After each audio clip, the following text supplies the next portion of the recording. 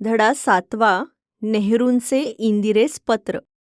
लेखक पंडित जवाहरलाल नेहरू. पाठ परिचय. प्रस्तुत पत्र पंडित जवाहरलाल नेहरू यांनी आपली कन्या इंदिरा हिस लिहिले आहे. या पत्रातून त्यांनी विविधतेने नटलेल्या भारत देशाचे वर्णन केलेले आहे. तर आता आपण हे पत्र वाचूयात. मसुरी, दिनांक 10 मे 1928. प्रिय कन्या इंदिरा. भारत हा विविधतेने नटलेला देश आहे. भारतामध्ये हिंदू, मुसलमान, बौद्ध, जैन, शीख, ख्रिश्चन, पारशी, यहुदी या धर्मांचे लोक राहतात. देशात विविध सण, उत्सव साजरे केले जातात.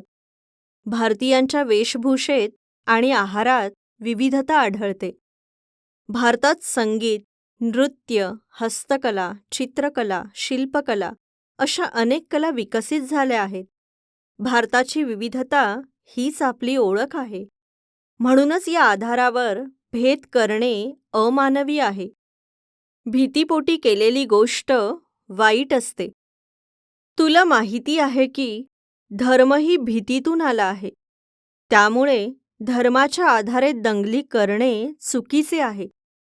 यासाठी हे माझ्या प्रिय मुली आपल्या सभोवतालच्या वातावरणात मिसळून स्वतःत सकारात्मक बदल घडवून आणून प्रत्येकाशी समान व्यवहार करणे फार गरजेचे आहे. आपण हे लक्षात ठेवले पाहिजे की आपण माकडे आणि ऑरंगुटनसारख्याच वंशाचे आहोत.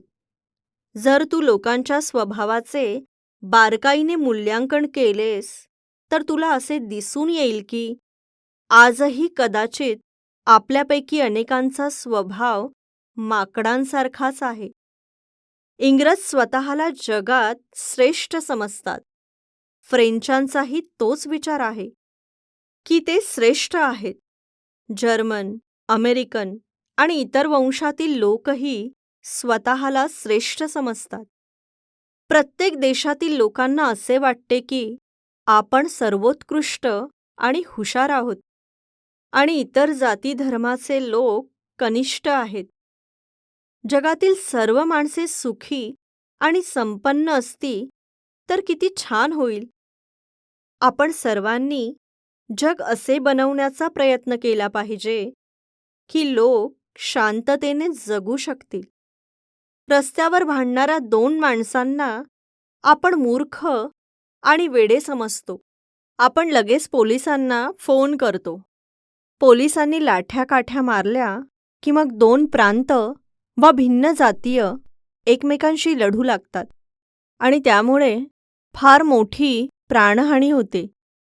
हा मूर्खपणा आणि वेडेपणा आहे. एकट्याने काम करण्यापेक्षा एकत्र काम करणे चांगले. सामान्य हितासाठी एकत्र काम करणे ही सर्वात चांगली गोष्ट आहे. तुझे प्रिय बाबा पंडित नेहरू.